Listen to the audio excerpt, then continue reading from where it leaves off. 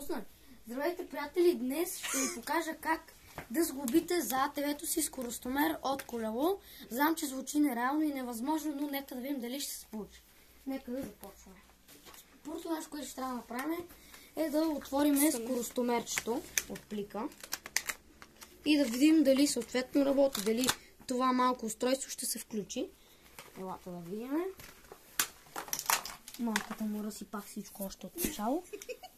Така. Тук имаме опашчици, за да си ги привързваме към рамата и там, където трябва. Това не знам какво има, ще разбера какво е. Така, нека видим дали работи това. Няма инструкции. Батерия ли му трябва? Не му трябва батерия, се включи са. Не бачка. Не знам. Не бе, трябва просто това да направя. Стой, Криси. Да видим дали ще се получи нещо от тази работа. Ето е тази част, трябва да я заглобите. За ето тая. И ето виждате ли, тия две тук трябва така, сигурно да штракнат вътре за другите. Ето, стана. И сега трябва да се зареди. Какво ще зареждаш? Това мисля, че трябва да е за рамата.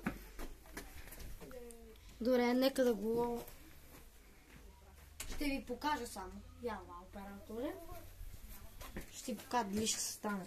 Значи сега, това където ще трябва да го сложим с двойно залепващото тиксо, ето тук, ще застане по ето този начин и ще ни показва часа, изминатото разстояние и километража, с който ние се движим, ще се залепи ето тук.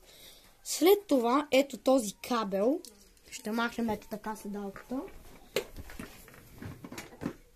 Махаме седалката.